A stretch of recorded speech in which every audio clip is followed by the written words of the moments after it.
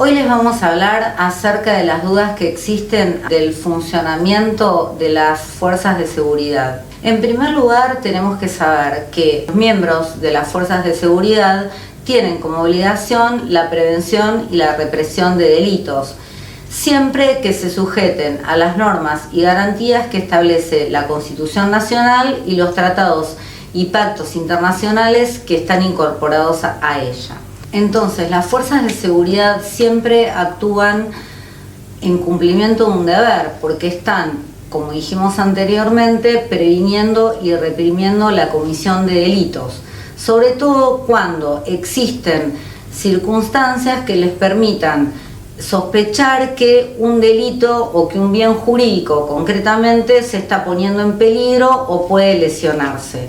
Por eso, con total acierto, Zaffaroni, Slokar y Alagia enseñan que si un delincuente es perseguido por un policía en flagrancia y es detenido y como producto de esas lesiones para reducirlo utiliza los medios mínimos e indispensables para hacerlo, y a pesar de ello se producen lesiones en este delincuente, su actuación siempre va a estar dentro del cumplimiento de un deber, que significa que no constituye delito, es decir, que su conducta es atípica. Ahora Martina nos va a responder algunas dudas frecuentes que se les presentan a los miembros de las fuerzas de seguridad.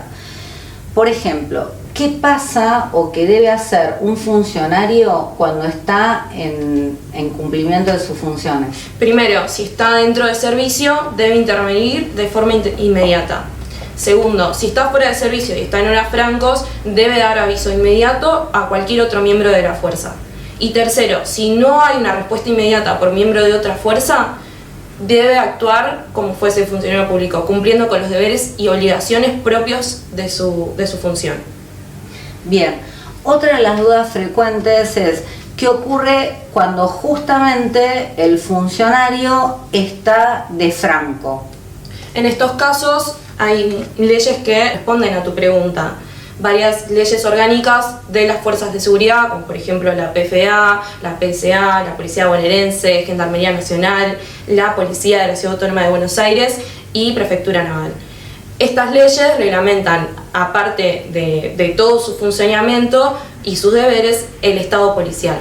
¿Qué quiere decir el Estado policial? Es que se reviste este Estado cuando son funcionarios, miembros activos de las fuerzas, es decir, están las 24 horas del día, los 365 días del año, incluyendo las horas de franco de servicio, en permanente funcionamiento. Es decir, que ante alguna situación que ocurra, deben actuar, por más de que estén o no en horas de franco, que lo dijimos anteriormente. Bien, ¿y se te ocurre algún ejemplo para darnos al respecto? Por ejemplo, si un miembro de la Fuerza de Seguridad está en la vía pública y ve una situación donde debe intervenir inmediatamente y está en horas de franco, debe dar aviso a algún miembro cercano de la fuerza o de forma telefónica, por ejemplo. En caso de que no haya una respuesta inmediata, este debe identificarse y actuar. ¿Y alguna ley orgánica que esté actualmente en vigencia que recuerdes? Sí, por ejemplo, la ley 5.688, que reglamenta a la Policía de la Ciudad de Buenos Aires, donde aparte de decir el deber de este en forma activa, también habla en los casos de franco, que debe intervenir en caso de que no haya un rápido accionar por parte de los miembros que están en servicio. Quedó clarísimo. Entonces, para redondear la idea, lo que podemos decir es que siempre recae la obligación sobre los funcionarios de las fuerzas de seguridad de actuar por este deber de prevenir y reprimir delitos, porque siempre van a estar actuando en cumplimiento de un deber. A diferencia de lo que ocurre con los particulares, que si bien en casos de flagrancia, por ejemplo, pueden intervenir, esta intervención es facultativa y no obligatoria, como sí lo es, y como dijimos, para los miembros de las fuerzas de seguridad.